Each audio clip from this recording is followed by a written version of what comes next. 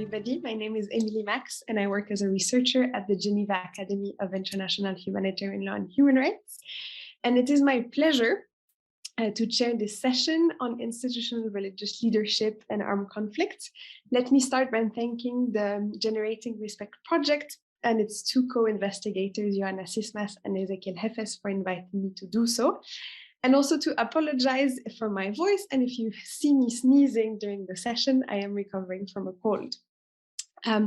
This session, as I mentioned, is dedicated to institutional religious leadership and armed conflict. And we have 3 papers that will be presented that I enjoyed reading and discovering yesterday. To present those papers, we have, in no particular order of importance, Dr. Chris Morris from the University of Portsmouth, whose research notably focuses on challenges raised by ISIS and other unconventional armed groups. We also have Dr. Adelaide Madera from the University of Madera, and she, Madera, true, yeah. Messina, sorry, apologies. And she's a specialist in law, religious and canonical law, and has worked a lot on the interaction between states and religious institutions. We also have Dr. Piergiuseppe Parisi, who works at the University of York and has been a visiting fellow at the Hebrew University of Jerusalem, the Lauterpacht Center in Cambridge, but also the University College London.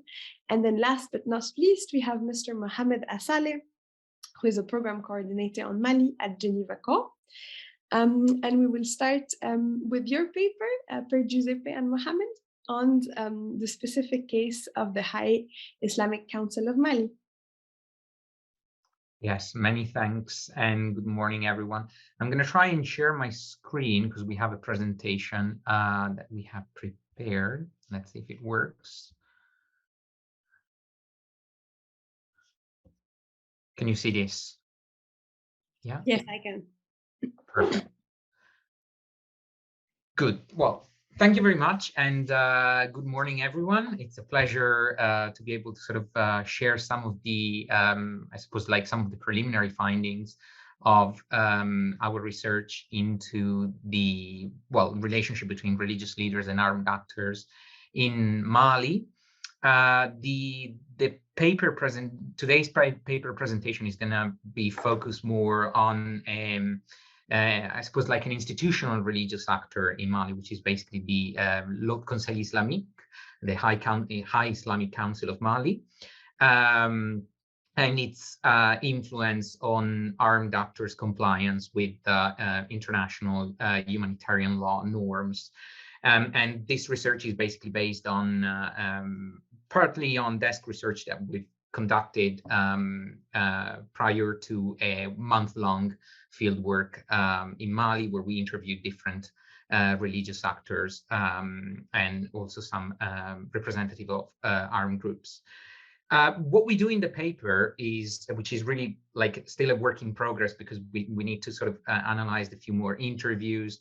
But what we try to do is basically to come up with a set of hypothetical claims or theoretical claims that obviously are context and country specific. So we don't have any pretense of sort of generalizing in the broad sense.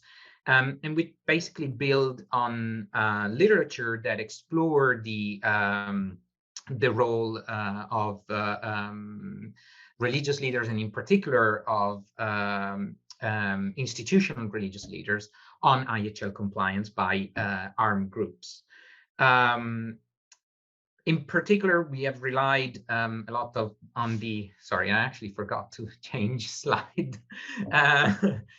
We rely a lot on the theoretical framework built by two of the two conveners of this conference, so Joanna Sismas and Ezequiel Hefes. And they ask 2 fundamental questions to investigate the influence of institutional actors, well, of religious leaders in general, but in our case of institutional actors. So first of all, whether the religious leaders speak the language of international humanitarian law, and secondly, why do armed groups follow religious leaders' interpretation of IHL? And we amend slightly these questions. So as regards to the first question, we try to basically focus on the institutional influence of the Haut Conseil Islamique. And as regards the second question, what we try to do is basically to not assume that the actions of the armed groups followed religious leaders' interpretation of IHL, but that simply comply with IHL imperatives and principles. And this framework is very useful because it allowed us to both consider the institutional influence of the Conseil as well as its relationship to individual leadership, individual religious leadership. I think before handing over to my co-author, I just have to make a couple of caveats.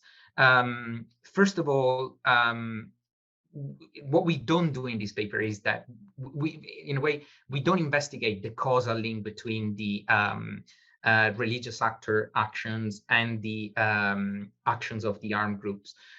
We think that factually this is quite evident, and so we don't do that. We only focus on the factors that in some way determine this influence. And secondly, we normally these analyses sort of focus on factors that can be linked to the religious actor and factors that can be linked to the armed actor, factors that can be linked to this circumstances, and we try to focus only on the institutional religious actors, so the Haut Conseil Islamique. With these two caveats in mind, I'm going to hand over to Mohamed, my co-author, and then I will step in again later. Okay, thank you, Chair. So I'm going to just give an overview of the context, but before that, I would like to apologize for my English. English is not my first language, so if you see any mistake or hesitation, please forgive.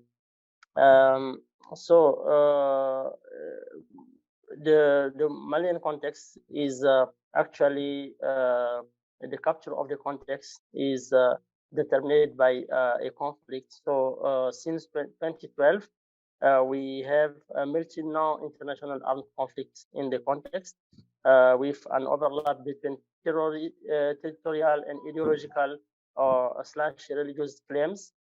We have also a political instability which is marked by the coups. We had 2 coups just last year, and the role of religion and the religious, in particular Muslim actors, vis-a-vis the conflict has been expanded, as Pierre has just mentioned it.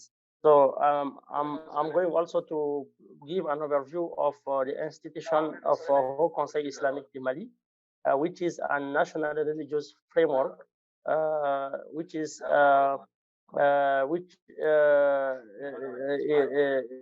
involve all the Islam schools in Mali, and the most of religious leaders are part of this Haut Conseil Islamique.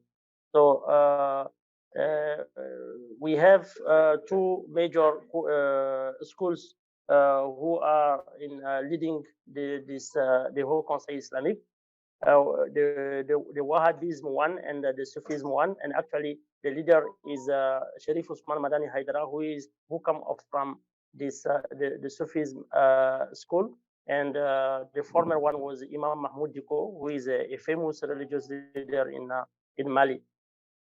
So the objectives of the Haut Conseil Islamique, as it's mentioned here, is to operate towards the safeguards of the values and principles of Islam with a view to its consolidation and development, to coordinate the activity of the Muslim community and act as an intermediary between such community and the state. So it is the main stakeholder which, when it's come to Islam, who have a discussion with the state actors to contribute to the economic, social, and cultural development. So These objectives come from their own status that we consult during this during the writing of this paper.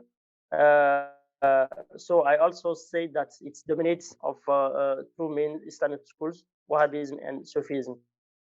Please, the next slide. Yeah.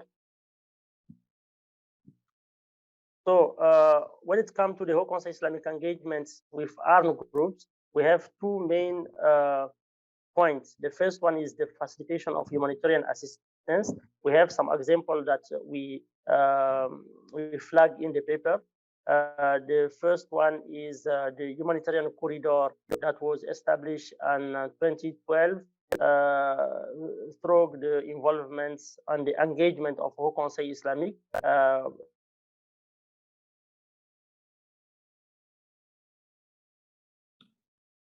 I think we have lost Mohamed. And of Mahmoud Diko. So they established this humanitarian corridor in Timbuktu, especially, and the interaction was between Haut Conseil Islamique and MNLA, Mouvement National de Libération de l'Azawad, and Ansar Din, which was the principal armed groups that control Timbuktu at this time. So the second one is the liberation of prisoners that we also flag in our paper. So we have some example, but the most famous one are the action that Imam Mahmoud Diko led in 2012 with Ansar Din leadership, Yad Aghali, and he was able to make this liberation to happen. This liberation of many Malian soldiers in Kidal. And the last one was in Farabougou, just in March 2021, when he when the Haut Conseil Islamique lead the negotiation with armed actors there. It is in the Ségou region. So there was some armed actors who was arrested by this armed group, and they was relaxed by this action. So I will give the floor from here to Pierre, and will come after for the answer the question. Thank you. Yes, thanks, Mohamed. So, sorry, why I can't? Oh yeah, that works. So, based on sort of desk research and interviews that we made with religious actors and including members of the Haut Conseil Islamique in Mali, we tried basically to provide an answer basically to the questions that we asked at the beginning. So first of all, as regard the first question, whether the Conseil speak the IHL language, we found that rather than speaking IHL, what the Council does is to engage directly in humanitarian action. And this is recognized explicitly by members of the Haut Conseil Islamique in, for example, public statements that were made in the course of government meetings. What the Council does is that it consciously sees itself as an actor, as an institutional actor that can facilitate, for example, the access to humanitarian assistance, or can facilitate the liberation of prisoners. So engaging in humanitarian action themselves. But what they don't do is that they don't speak IHL language when they engage armed actors, or that's in a way. That's what we found from the interviews. The arguments that normally are used by the Council to convince, to persuade armed actors to comply with certain requests generally leverage the concept of like common identity, nationality, or they try to leverage, for example, reciprocal concessions. So that's the answer to the first question. As regards the second question, so why do armed actors comply? Obviously, there are a multiplicity of factors. Many of these are sort of intersecting. And some of these refers to the to the institution itself. Others are linked to the specific individuals that engage in talks that, for example, are entrusted with conducting negotiations with the armed groups.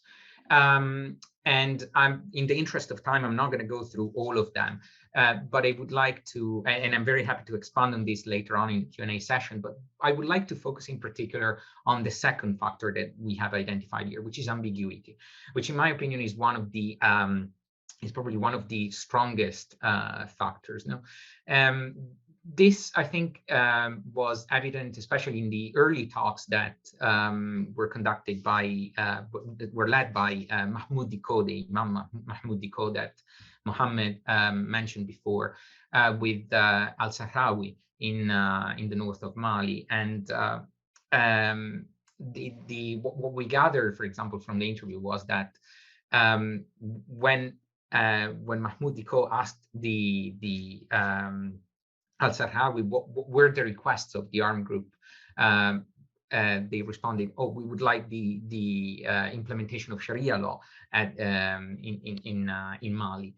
And the answer of Mahmoud Diko was, "That's not possible now." No, this now, in a way, kind of leaves a certain uncertainty around what is the role of religion within, what is the future role of religion, and in particular of Islam, within the Malian state. No? And this is obviously something very important in a state where whose constitution embraces the principle of secularism, although we need to say that it's a special type of secularism. And it can be contrasted, for example, with the condemnation that certain imams advocated for in 2012, so around the same time, as part of the Haut Conseil Islamique, which resulted in the adoption of a fatwa, which used the I think in French was the word bandit, criminals, to brand the jihadist groups. No. And the promoters of this fatwa were actually the target of death threats by the armed groups, and so they were not able to even engage with the armed groups. Obviously, there are other factors, but as I said, in the interest of time, I'm going to stop there. And I hope thank you very much for your attention, and I hope you will have comments or questions. Thanks. Thank you so much to the both of you. If I may come up with initial reactions, also in the hope that it triggers questions from the audience. What I found very interesting about your paper is that it really highlights the granularity and the multiplicity of factors that can lead to compliance, and that IHL as a language for engagement between religious leadership and armed non-state actors is actually not necessarily the primary basis of engagement. It's more an incidental one in that it triggers humanitarian positive consequences. So I was wondering whether you think that is detrimental to the power and strength of IHL as a legal framework for engagement, or if we should take, the positive outcome as a sign that the legal framework is indeed relevant, or that what it seeks to do is important. And then what I also found interesting are twofold. The first is the last point you mentioned, Piergiuseppe, is that a religious institution like the High Islamic Council can also have worries or grapple with the fact that does engaging with jihadist group legitimize their version of Islam in a way that we do not want to do. And it's a question of legitimacy that mirrors the one that states have when they're reluctant to engage with armed non-state actors. And I wanted to ask, the High Islamic Council is composed of individuals. And in the previous session, we've reflected on the role of individuals as inducive of compliance rather than the role of institutions.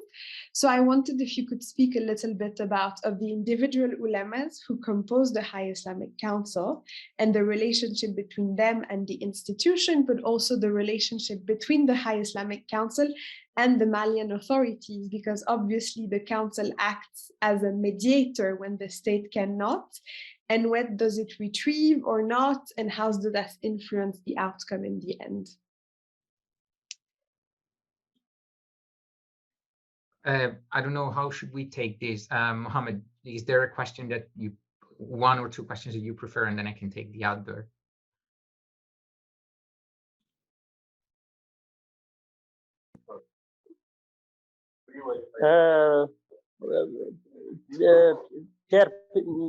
Maybe you can start, and if I have some words to add, I can complete you. That's all right. Okay. So, I mean, in relation to the, well, I'll start from your second question. So the first of all, thank you very much for the questions. Very interesting. Some of them, I think we will also develop them more once we have a more finalized version of the paper. But the legitimacy, so whether these talks have in a way legitimized the version of Islam of the different armed groups.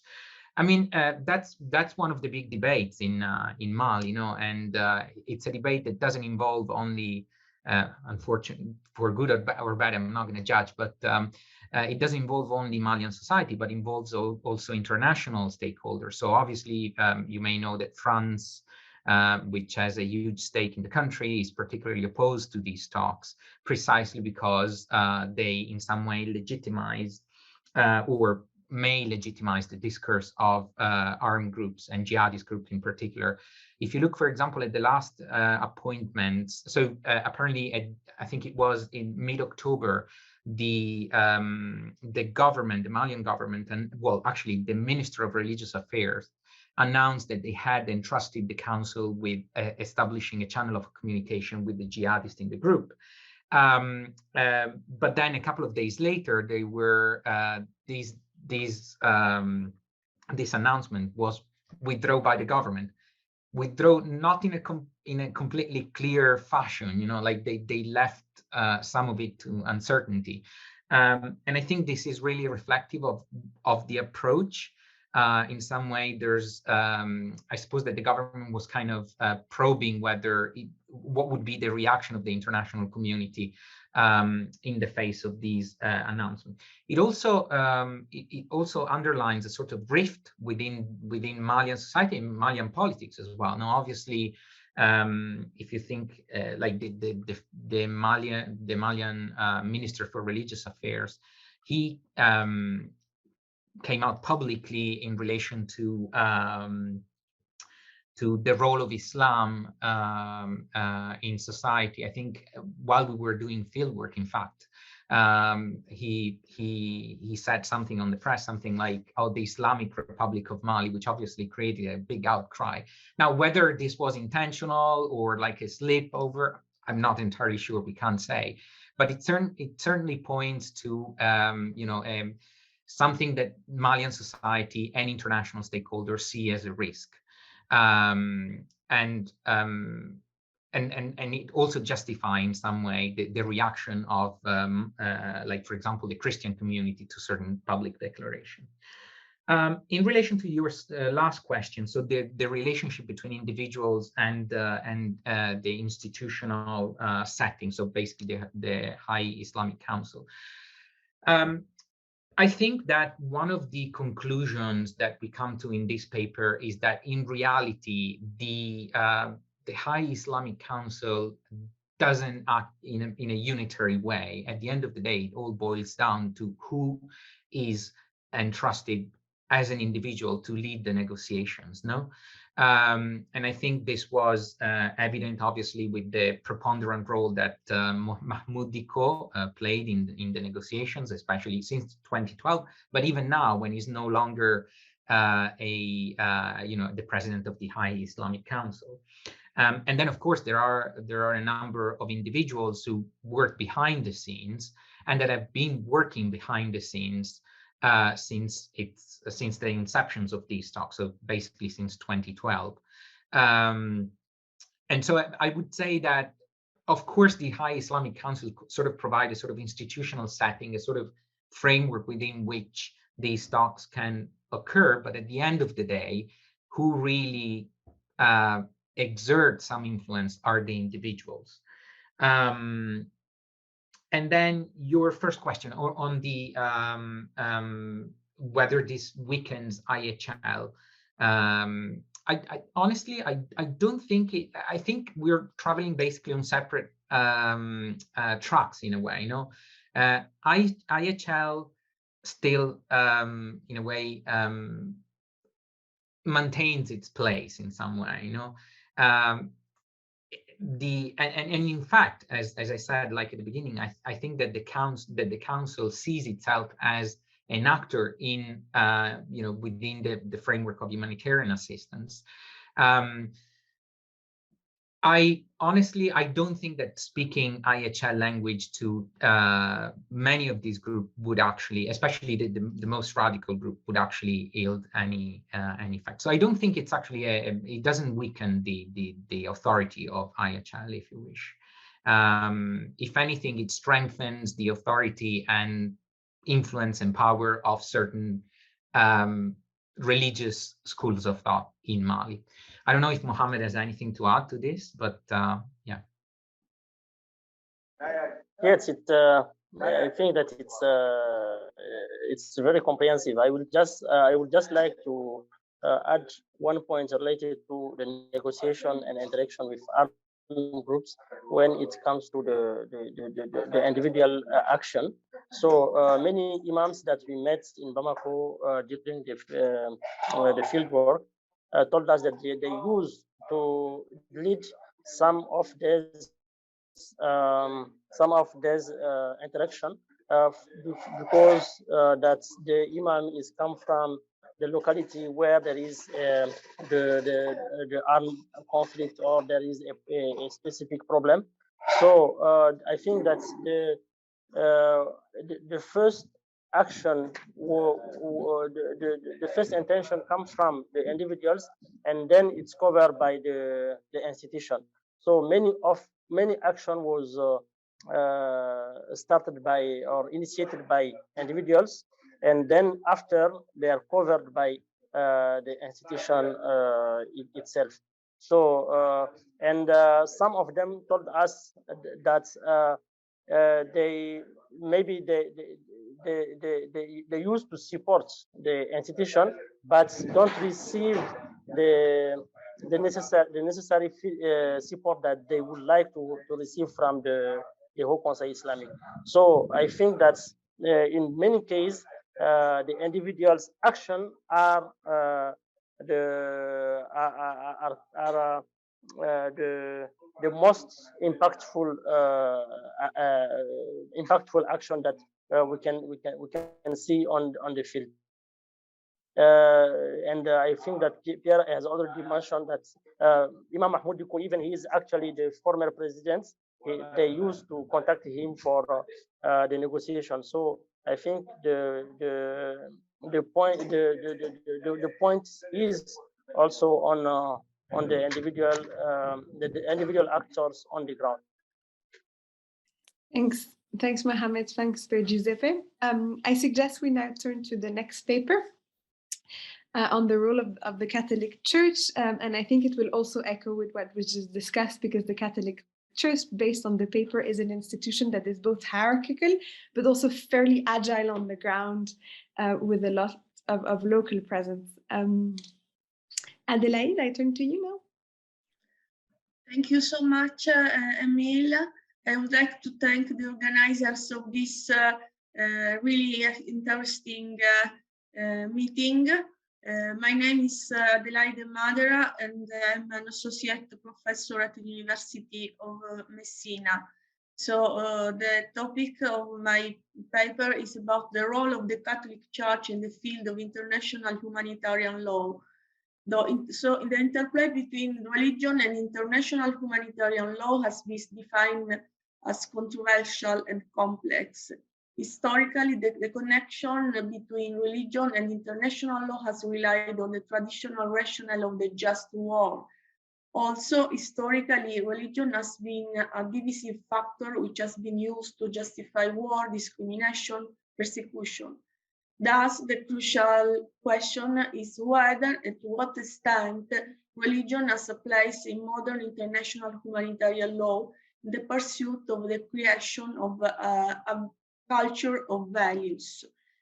There is a little doubt that the implementation of humanitarian law is facing new challenges because of multiple factors, such as the respect, distrust by non-state armed groups, and or state reluctance to enforce its provisions. Thus, new strategic approaches are required to promote compliance with the humanitarian laws.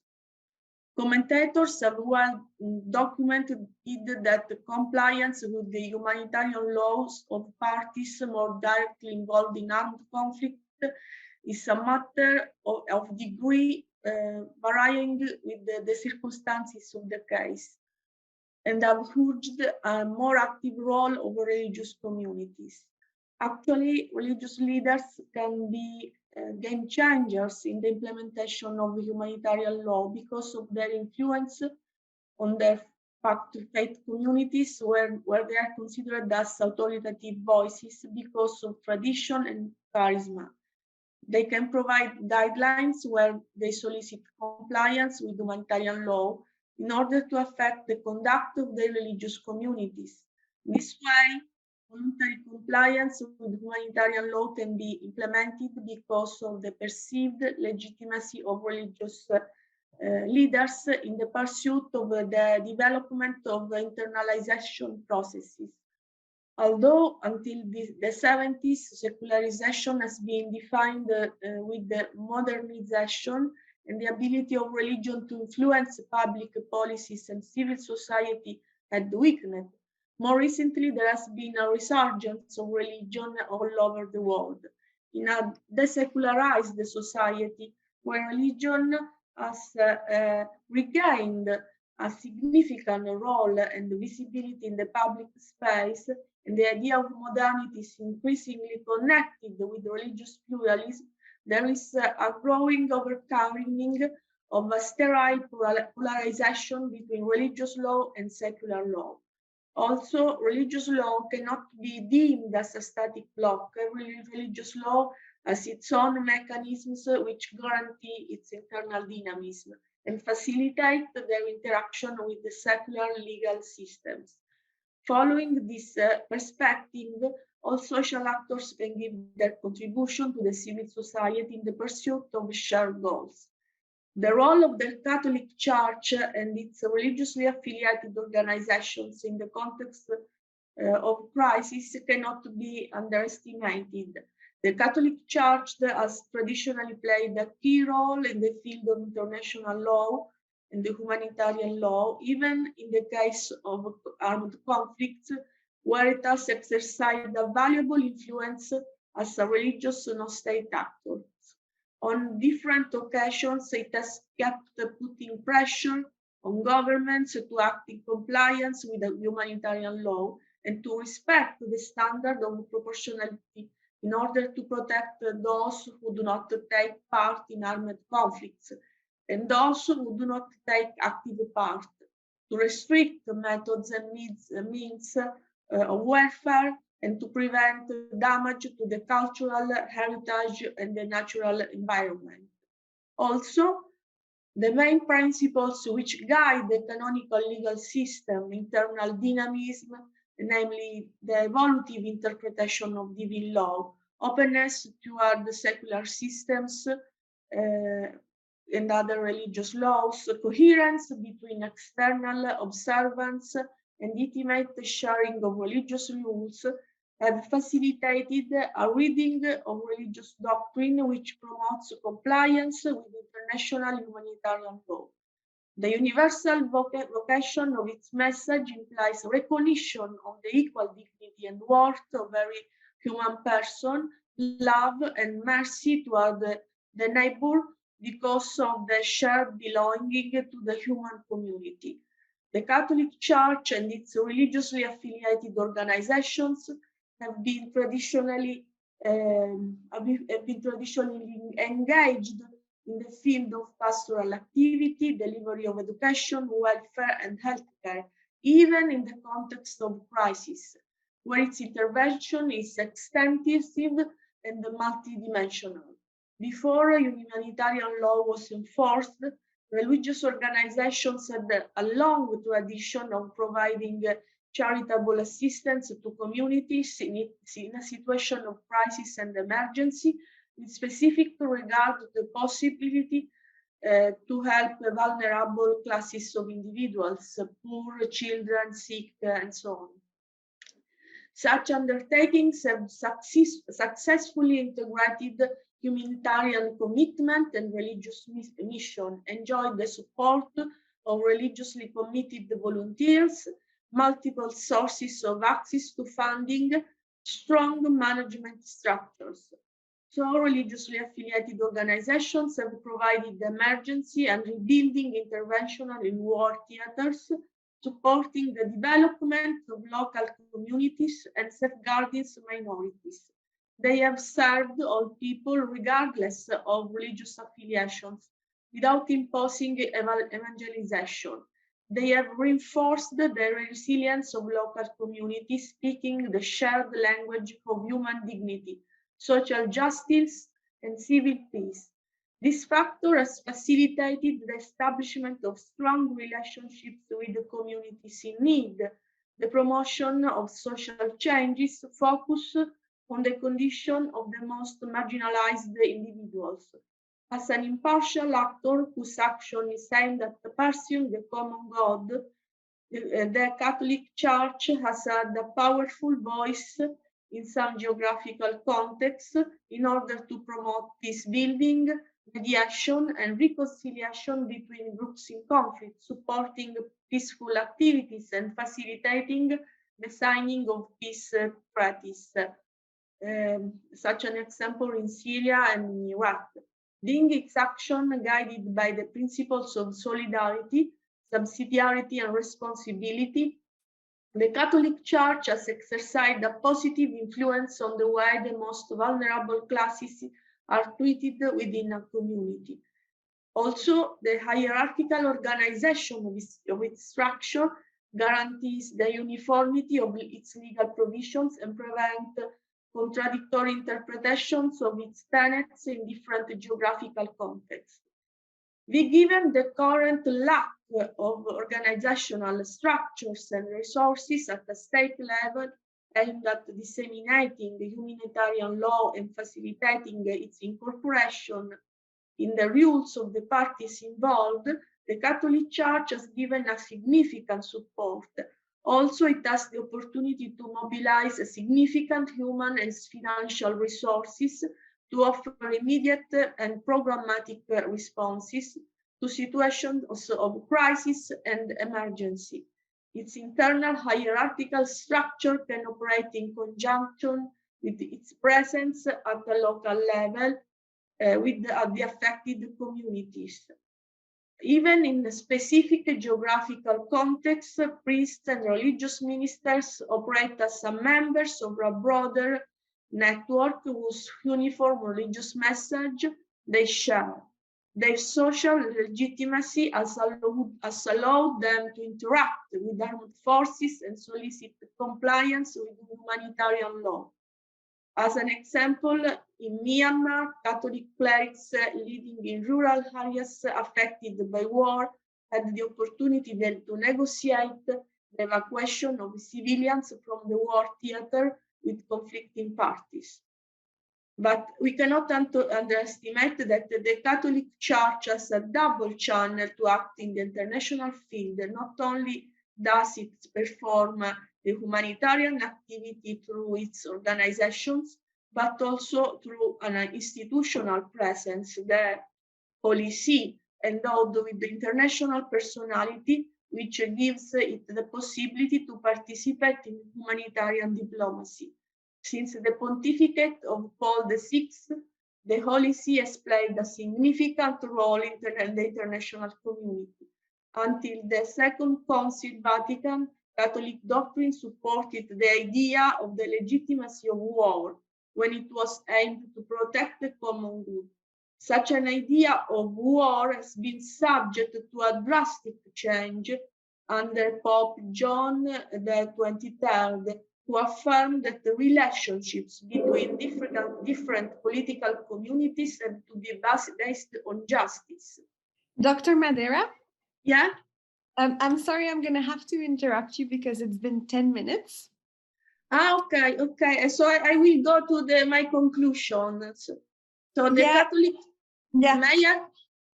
I'll give you 30 seconds and then I'll comment briefly. So the Catholic Church has traditionally been a driving force in the implementation of international law. According to Pope Francis, the abolition of war is the goal that all men should pursue. So conflict emphasizes dissipation of resources, which could be used for the promotion of peace and integral human development. Thank you. Thank you so much for your presentation. I really enjoy reading your paper, and one of the points you touched upon last in your presentation is how the Catholic Church is both a religious institution, but it also is an institution per se through the Holy See, and that the Holy See has international legal personality. And in that, it also has a seat at the table like other states for many humanitarian negotiations, and it also has been able to ratify treaties like the Geneva Conventions and also interact and discuss with other states on compliance with those treaties.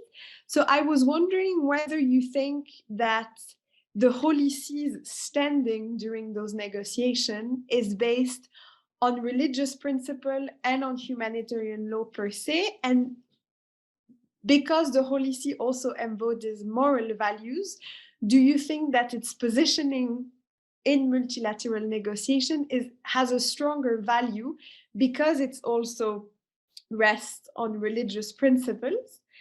And then the second thing I was wondering is, in your paper, and you haven't had the time to mention it today, you really emphasize the role of Catholic of Catholic priests in the dissemination of IHL, and the way that they disseminate what is both a very fundamental Catholic principle and the principle of IHL, which is our shared humanity.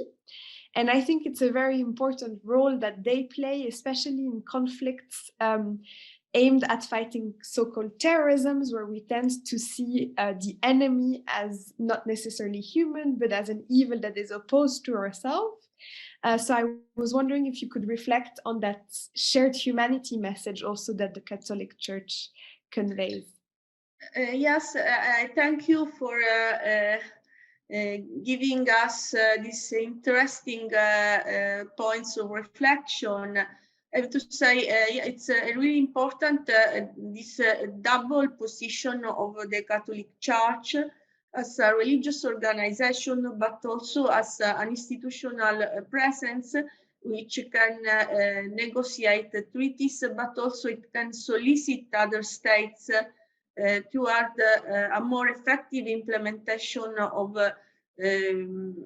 humanitarian law. Recently, Pope Francis, with regard to protocol additional second on the protection of victims of non-international armed conflict, underlined certain omissions and hesitations, emphasized that even in theaters of war is necessary a change of heart, an opening to God and one's neighbor that would encourage people to overcome their indifference and to experience solidarity as a moral virtue and as a social attitude capable of inspiring a commitment on behalf of suffering individuals.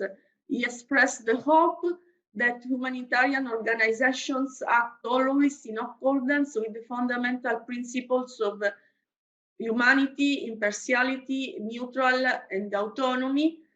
And he also emphasized the contributions that the individual believers can offer where humanitarian law presents hesitations and omissions. So he solicited, he emphasized the role of individual consciences, which may be able to acknowledge the moral duty to respect and protect the dignity of every human person in every circumstance. So it's extremely interesting, this interplay between humanitarian role of the Catholic Church, but also its moral message, because the Pope's words, I guess, catalyzed the attention on the powerful role that all religious actors can play in the implementation of humanitarian law.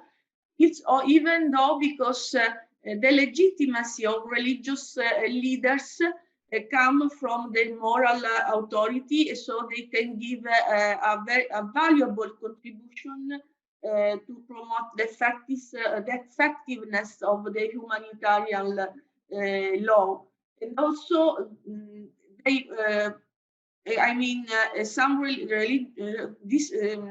the Holy See has the ability to open channels of dialogue with governments and also with other religious communities with a view to establishing a common ground. You underlined also another point of my paper concerning the role of priests. And I have to say that in this,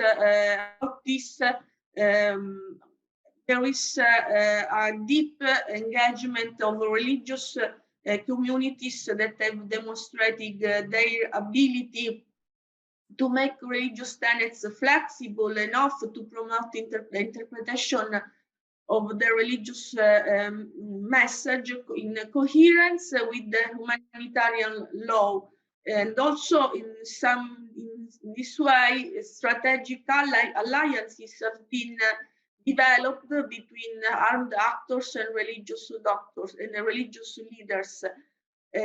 So religious leaders, clerics can successfully carry out a role of mediation. And also we should not underestimate that about the Catholic Church, it has a specific role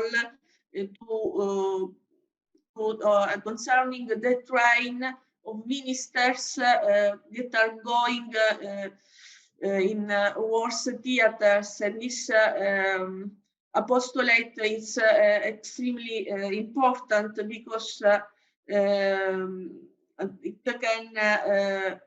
can help to open, new channels of communication with the communities affected. Thank you so much. Thank you so much. And now I suggest that we turn to Dr. Morris's paper, and then hopefully there will be questions from the chat to address at the end. And yeah, we're moving from the specific with the case of Mali and the Catholic Church to the more general and unconventional forms of authority. Dr. Morris, you have the floor. And thank you so much. And a very nice tie, if I may say. Oh, thank you. Yeah. It's going to be the highlight of the presentation. And as you said, we are going to be moving to a presentation that is much more general. So I suspect it is going to be rather deeply flawed, but we'll see how things go. Oh,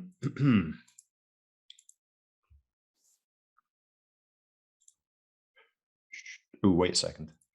So I'm just going to try and figure out how to share my PowerPoint.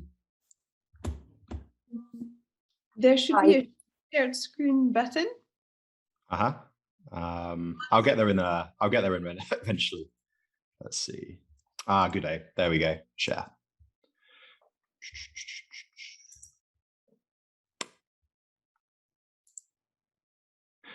Okay, I'll start by introducing myself. So my name is Christopher Morris. I'm from the University of Portsmouth, where I work as part of their military education team. And I'd like to talk to you today about religious leadership in armed conflict. One of the things that I think has been touched on rather extensively is this idea around accountability of religious leaders. Now, I think it is rather fraught, I suppose, elevating the role of a group of people within the context of an armed conflict when they prove very difficult to hold to account. So that's what I'm really going to try and address today. I'm also going to explore some of the, I suppose, difficulties around this idea of religious authority and religious leadership. It can be a very difficult concept to kind of pass and kind of almost segregate from other forms of authority. So that's kind of what I'm going to look at addressing in the next 10 minutes. Okay, so to begin with, just to set the stage a little, I suppose we can all acknowledge that conflict is changing. Now, there is, of course, a vast range of debate about how specifically this change is occurring and what its implications are. But it is possible to stress that conflict is increasingly not falling within our established conceptual or indeed our legal kind of definitions. Now, in spite of this, I would stress that the need remains to hold individuals who are responsible for atrocity crimes kind of responsible for what they do. Of course, as our conceptual boundaries kind of break down and we see different forms of leadership and authority emerge, this is going to be increasingly challenging. Of course, this is not a problem that is limited strictly to religion. We can also talk about things like terrorist groups, organized criminal networks, all kinds of different actors that are likely to rush in to kind of fill this gulf that is perhaps being created by the decline of the state, particularly in contexts where the state is fragile or is not capable of effectively enforcing its will. Now, of course, when we talk about religious actors, I think it is very important to not just look at them how they functioned in the past or how they functioned at the moment, but also try and pass the kind of direction of travel, the direction that religious institutions might be moving in. And indeed, we do live in a very interesting era in terms of the changing role of religious actors, both in warfare and generally. So we have seen a number of conflicts where religion has been, well, at the heart of the conflict in many ways. Things like the ISIS conflict, the situation in Mali, destruction of cultural property perhaps being particularly interesting and perhaps also particularly atavistic. Any students of warfare in the ancient world will note how this has been a kind of a tried and tested tactic within the context of religious violence. It's also worth stressing the emergence of new religions and change. So new religions are not just for Hollywood actors and the socially isolated. We're also seeing them emerge in the context of armed conflict. My personal favorite example being kind of the religious scripture and folk religion that's emerging in, well, Central America. Fascinating things. Also very, very prevalent in a number of kind of situations where decolonization was occurring. So the religious institutions and the religious authority of today is not necessarily going to remain stable. It's something that we could see further change in. So I think that's something else that I'd really like to flag up as an emerging issue, particularly as we kind of go on to emerge and empower religious leaders. Okay, so let's talk about religion and contemporary conflict. So we have recognized, and indeed many papers within the context of this conference do recognize that religion is, well, kind of an available force within contemporary conflict. Now, the nature of this influence is often difficult to define in precise terms. It's certainly not as clear-cut as more conventional and established forms of leadership, which itself can be considered, well, I suppose, kind of a challenge. And then, of course, there is, well, the inevitability that the precise role played by religious leaders is likely to vary immensely from conflict to conflict, which is very challenging to talk about religious leaders and religious authorities in a general sense, given that it is so varied. And when you factor in that the relationship is likely to change in future, things can be even more complicated. Also got to keep in mind that whilst many kind of religions do have an institutional conflict context, not all do. And when you take into account that there's emerging sects and changes in religion, it becomes very difficult to kind of rely on that as well. So we do know that religion is influential in the course of many conflicts. However, this usually varies immensely, and it's very difficult to pin down precisely what is going on, or indeed to construct a general understanding of what a religious leader is. Which one of the things that I do find really interesting is the idea of a religious leader. We know, for instance, and one of the things that we are certainly leaning on this conference is the idea that they can play a very positive role in terms of prevention and compliance. However, we also know that in several situations, religious leaders have also used their influence to prolong and exacerbate armed conflicts. So we do need to acknowledge that whilst religious leaders can have a positive impact, they can also have a negative impact. That's why efforts to empower them, I suppose, need to be precise. And also we need a framework for distinguishing between the two. Again, this is likely to be highly variable based on the conflict that we are examining. Now, one of the things that I find particularly interesting is the idea of, well, when we talk about religious leaders, is that religious authority can often be, well, hybridized. It's very difficult to identify a religious leader who operates purely on the basis of being a religious leader. Power tends to gather power, and indeed they might have significant economic clout. Sometimes even you're dealing with a warlord in a cassock. They're effectively a battlefield commander with some religious pretensions. So religious authority is very difficult to kind of separate out from the other basis upon which a leader might operate. But this really leads us to a question that I think is very relevant and indeed increasingly relevant for practitioners, and that's how do we go about identifying and empowering the right kind of religious leaders without empowering adverse behavior. Now, there is a general problem here. That is, if you empower certain religious leaders, this could entail, well, a rising tide that empowers all religious leaders, one could contend, something that I think is important to keep in mind.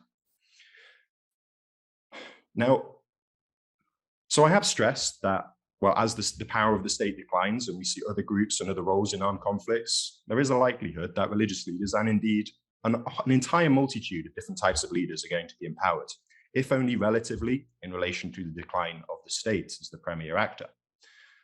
Religious leaders, though, I feel, do have some specific difficulties when it comes to holding them accountable that I think is important to keep in mind. Well, first of all, it's often very difficult to understand the relationship that a religious leader has with the faithful, with his congregation. Again, it's going to be highly specific. And indeed, you're probably going to have to basically rely on people from that own faith context in order to understand that, which can be very complicated, and engaging these people can be very challenging. We also have the obscure use of language. It can be very difficult to understand the kind of doctrinal elements if you are outside of the religion. But what I feel is perhaps one of the biggest emerging barriers to holding religious leaders accountable is the idea that they are increasingly key stakeholders in the peace process. Now, if you wanted to be cynical, you could say that this gives religious authorities the capacity to effectively hold peace hostage.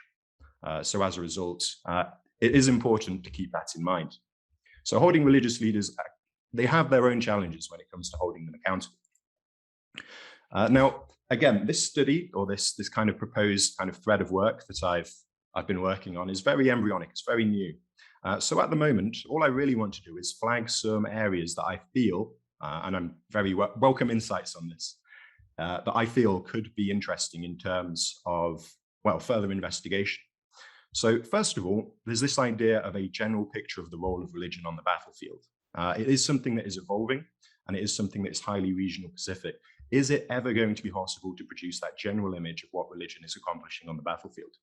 Probably not, but maybe this is something that is worth investigating. Now, there is then the growing recognition of the capacity of religious leaders to influence an armed conflict. Now, does this point to the need for greater accountability?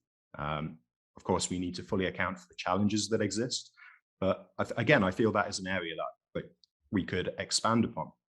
And finally, engaging practitioners like yourself, I'm really interested in terms of what practitioners can contribute in terms of holding religious leaders accountable. Now, part of the reason that we are able to hold leaders at all in the context of international humanitarian law accountable is because we do have a fair amount of supporting infrastructure that makes this possible. We understand what they do and we understand how they function. Now, given that it's highly regional specific and specific to the conflict, how religious leaders function, I feel this is something that, well, practitioners could contribute concurrent to their activities, is helping to contribute to the supporting infrastructure that we need in order to understand and therefore hold religious leaders accountable. And finally, just the general generation of knowledge around what religious leaders do on the battlefield, how they interact with other kind of stakeholders. I feel that could be very interesting to explore further. So in short, that kind of brings my presentation to a close. So a few things that I'm interested in there. Hopefully it will set up some discussion, and thank you very much for your time. Thank you so much, Chris. What I found extremely interesting about your paper and your presentation is that it challenges the notion that this whole conference and this whole project really operates about, is that religious leaders necessarily have a positive influence on compliance with international humanitarian law.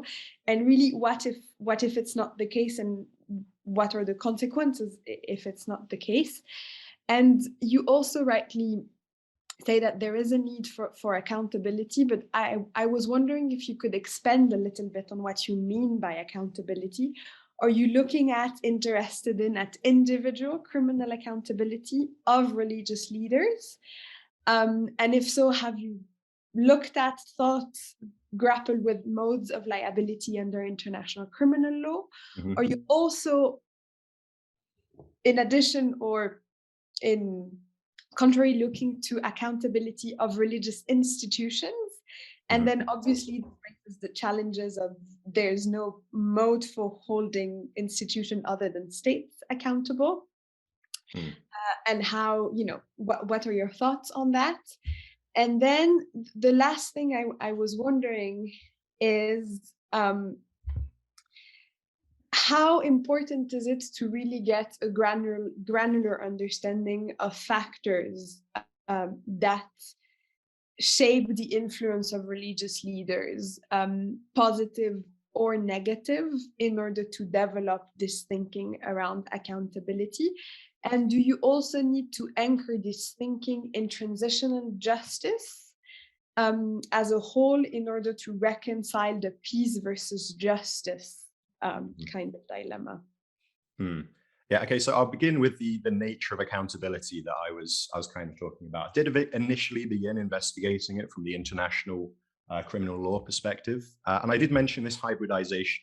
So where a religious authority is kind of blended with other forms of authority, be they battlefield commander, be they taking a more direct role in hostilities, and that certainly exists. The general relationship that I feel most religious leaders will have, I think that is far too nebulous and far too complex to start talking about, well, individual criminal liability at the current juncture, at least. In terms of institutions, now, one of the interesting things about many religious leaders is that they do exist in this kind of, well, often quite developed kind of meta situation where they are part of an institutional established religion. That does open up some very interesting kind of, I suppose, mechanisms for holding them to account internally in terms of their religious context. Of course, there are going to be situations where a religion is going to be reluctant to denounce one of its practitioners, and it probably would have some wider repercussions on the conflict. So in terms of that happening, that's perhaps not something to rely on. It's also worth stressing that this is not necessarily going to be the case, particularly when you're dealing with, I suppose, heterodox elements of religion, new religions.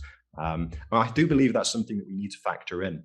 The religions that we tend to see on the battlefield today are not necessarily going to be the ones that we see on the battlefield in the future. In terms of benefiting, of balancing, I suppose, the interests of accountability and justice, now that is a very, very interesting question. And it's certainly one that's worth examining, but I don't have an answer right now. It's certainly a balance that needs to be struck, is all I can really say on that matter. Thanks. If that's all right with everyone, we've had 2 questions in the chat and then one also from a panelist, and I'll take them on a first come, first served basis order.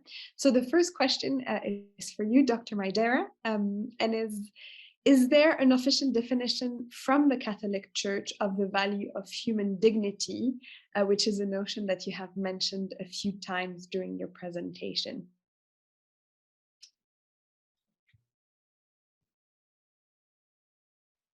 Thank you so much for your interesting question that focuses on one of the main aspects of my paper.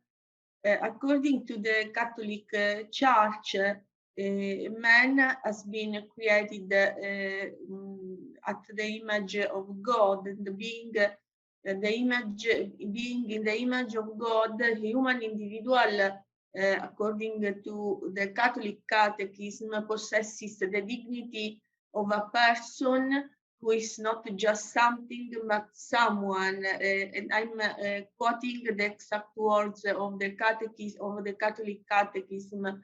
I have to say that the idea of human dignity is extremely challenging, because I have to say that provided that our countries has undergone a deep process of secularization, the idea of human dignity does not mirror the Catholic idea of human dignity. Does not always mirror our secular idea of human dignity. I mean, when churches, the Catholic Church and governments work together to find ways to prevent conflict, to with and to reach peace. So and also when we speak about risks coming from terrorism, the Catholic Church and secular state can find a common ground. The real problem is that in some cases, when we speak as an example about abortion, about euthanasia, so in these cases, the idea of human dignity of the church and of secular communities is extremely difficult.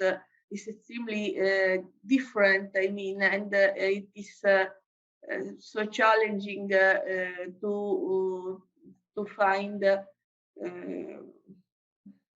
I mean, a shared view. In any case, the canonical order is one of the religious legal systems which has the most effective internal mechanisms that promote dynamism, that promote new interpretation of the religious text. So, I mean, perhaps in the future,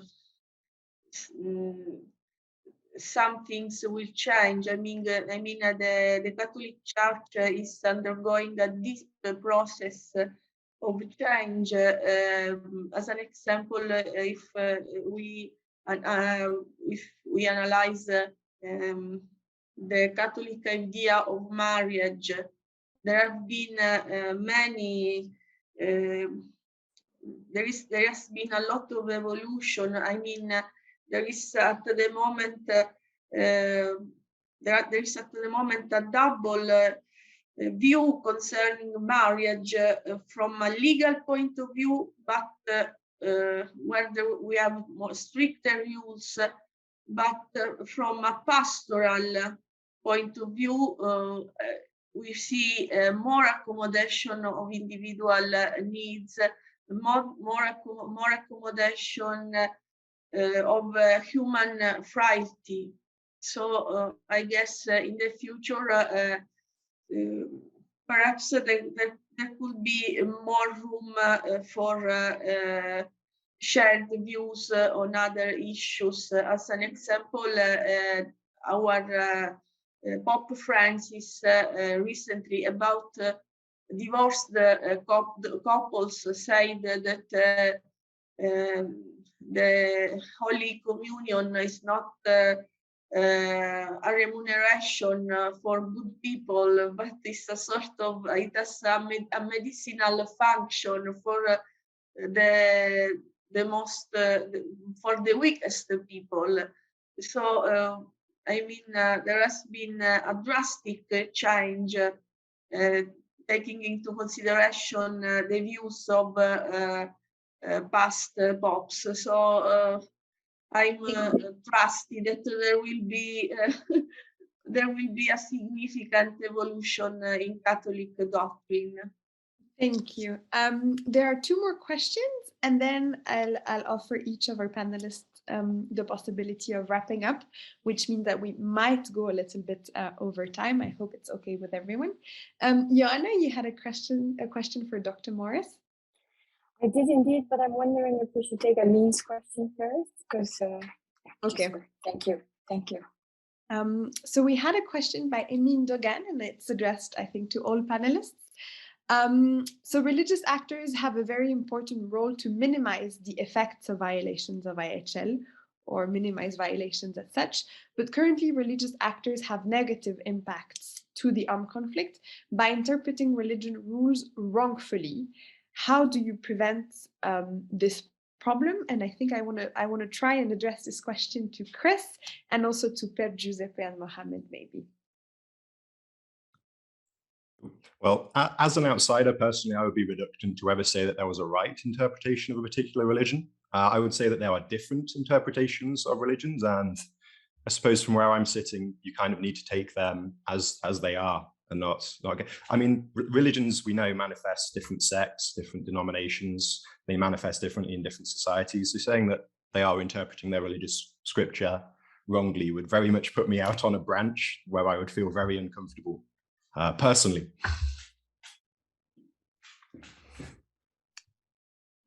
Shall I add just a couple of thoughts to that? Yes, please.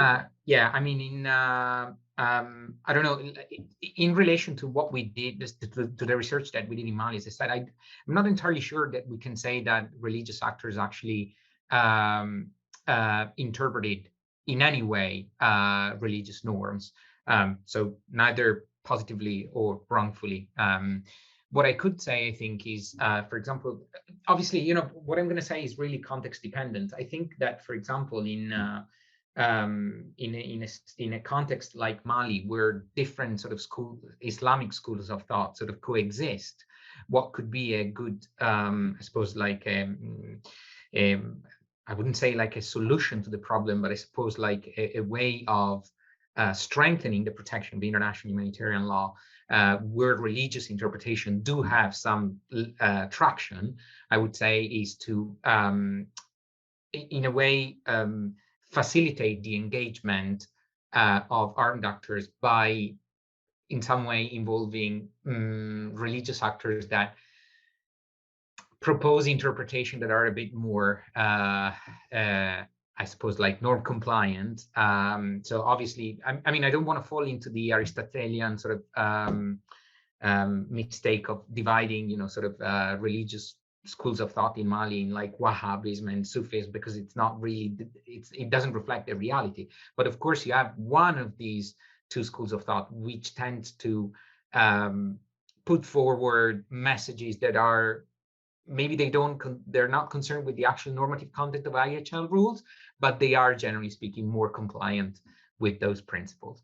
I don't know whether this kind of makes sense or provides an answer to that, but yeah, that would be my take. I don't know whether Mohamed has a different reading of the situation.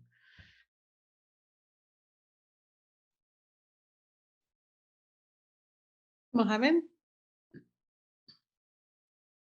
No, I think that's absolutely the same opinion that I have. So we can continue, I think. Thank you.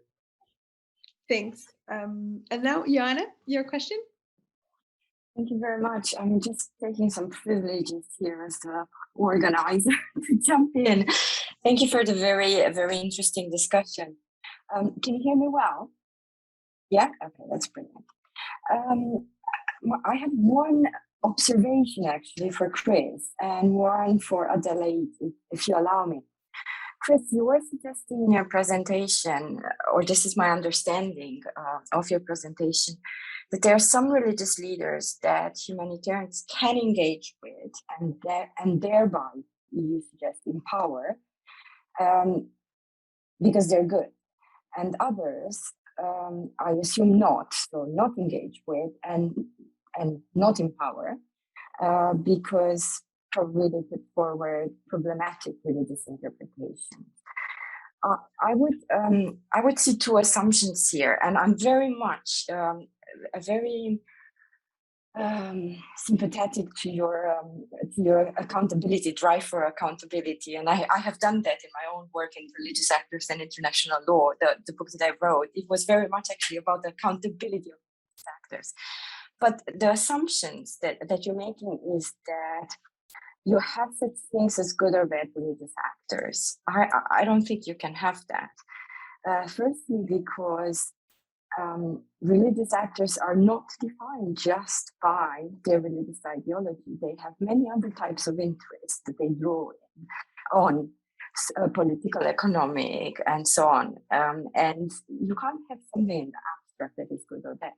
It very much depends. It's exactly like parties to an armed conflict.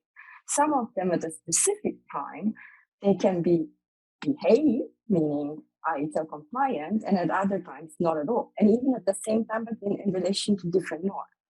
This is what we're finding through the project. The second bit that I find really interesting is the assumption that humanitarian engagement with religious actors immediately empowers them. And I think the first panel was really very much about that. It was like, why are humanitarians reluctant to engage with religious actors? And I think because there is this automatic association. If you're engaging with someone, then you empower them to do something. And if you remember, this is very similar. This was a discourse very similar about 2 decades ago. We can't engage with non-state armed groups because if we do, then we empower them. And we're having now the same discourse when it comes to religious actors. It doesn't necessarily need to mean that. And I see this is where we need more reflection. Ignoring them, ignoring religious actors that put forward problematic interpretations, and there are many. And in our case studies, my colleague Hassan will talk about Libya later on, and we have other papers talking about this. And you indeed, your paper talks about this. Ignoring the problematic religious interpretations of actors, not engaging on them, not trying to build a dialogue, understand where they're coming from, their interests, is problematic in and of itself. We're ignoring a potentially influential actor. So yeah, these were my two pennies. Is that the same in English? On that, but I definitely wanted to reinforce that accountability is definitely part of the discussion, and it must be part of the discussion, and also a granular. And I take this word from Émilie. It was in her previous comment. I like that.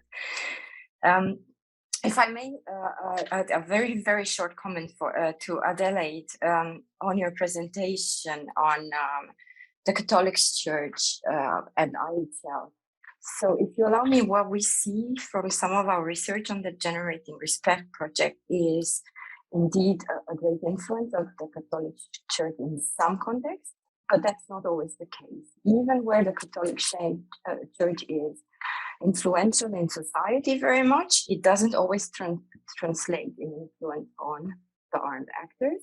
And the other thing that we notice, and this is interesting, and maybe this is part of the discussion of what you said at the end, some of the Catholic interlocutors, they felt much more comfortable to engage on issues of international humanitarian law. Whereas when we talked about, or on humanitarian norms, broadly, undefined, fuzzy, when we talk about the human rights law, there is a reluctance. So this is something that also needs to be said. So we make religious leaders, various ones, for various reasons, may have a different approach to IHL and human rights law in terms of armed conflict. And we should investigate that as well. Thank you. I'm abused my privileges here. I should be held accountable. Thanks, Joanna. It was a very subtle abuse of power, I have to say. Chris, do you want to start? You're on mute. Oh, that was probably for the best. Okay, here I am. Yeah, no, some very interesting points there raised around accountability and, of course, the idea of religious leaders being good or bad. And, of course, they do tend to evolve. A good religious, well, I suppose a successful religious leader is one that reflects the needs and inclinations of the population that he's representing. So they are going to tend to evolve. And perhaps that's one of the reasons why engaging with religious leaders is likely to be so fraught. The way that they're behaving or interpreting scripture one day may indeed change. And that's certainly something that is worth accounting for, I feel. But yeah, very interesting. And yes, accountability important. Adelaide, do you want to react? Yeah, thank you, Jona, for raising very interesting issues. About starting from the first point, you spoke about commitment of the Catholic Church concerning children. This is, I guess, in this period, this is an extremely controversial issue because the Catholic Church has been involved in the issue of sexual abuse. So, I mean, there is it is extremely difficult in this currently to speak about this because I mean there is in this field there has been I guess at the beginning perhaps there have been some mistakes in managing all the situation, because the real problem is that there has been a difference. There is a really an extremely influential academic in the USA who has extensively written on the issue. The real problem is that for a long time there has been a sort of separation, division between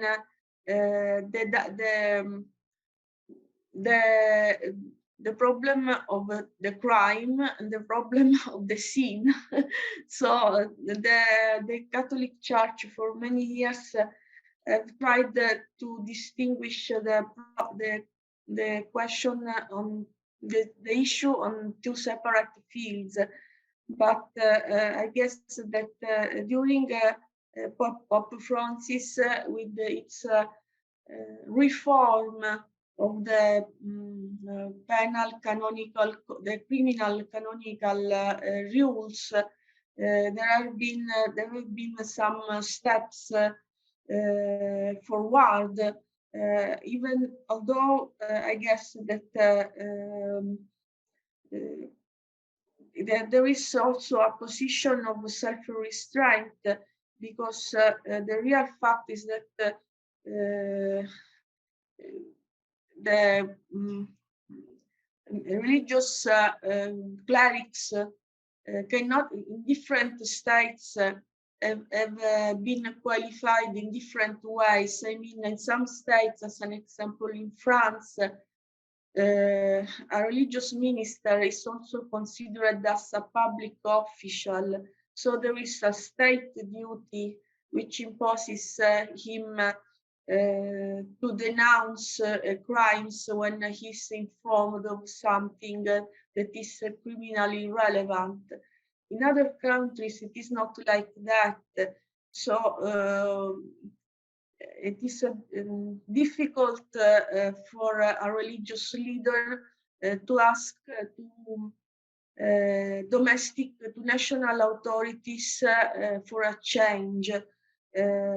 But the last reforms in some, I mean, they can be considered as a step forward in this sense, also because now there is a new, I mean, and there is also a new trend, a new approach that is developing. I mean, to give a broader interpretation of the idea of whistleblowing, a juridical idea that I mean was developed at the beginning in different areas of law, but now it begins to be applied also in this extremely controversial area. So perhaps this could open new perspectives. Thank you.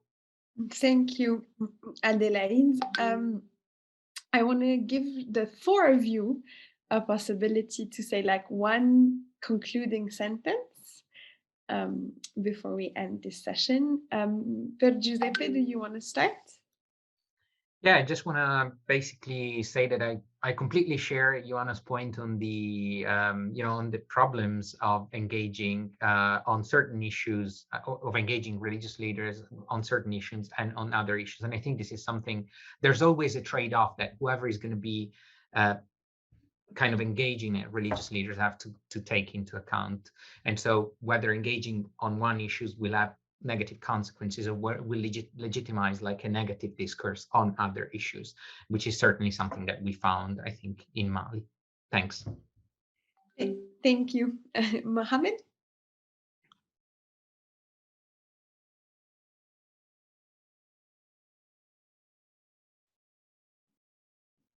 Okay. Oh, yeah. Yes. Sorry, I was mute. Yes, I would just like to say that as a last word, that from our fieldwork, we really we really see that the religious leaders are very interested by the IHL, but the engagements and also the knowledge about all the IHL rules and the specific knowledge about the difference between IHL and Islamic law is a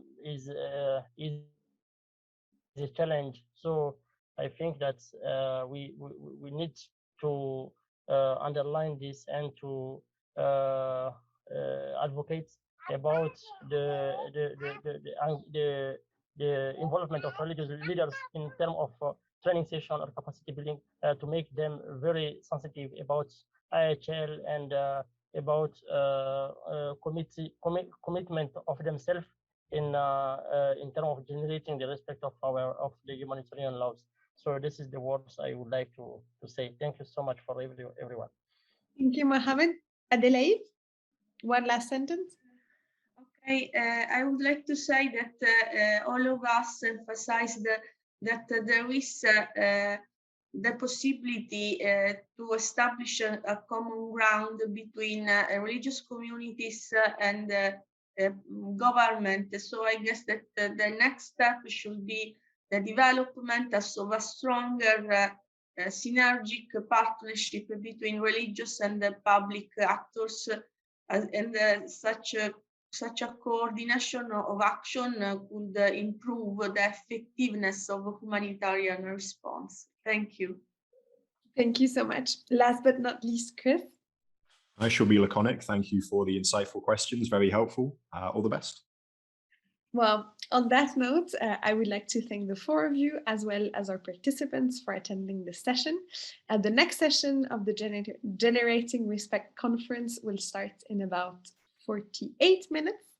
And I wish you all a really good afternoon. Goodbye. Bye. Thank you, Émilie, and thanks all the participants and attendees. See you later.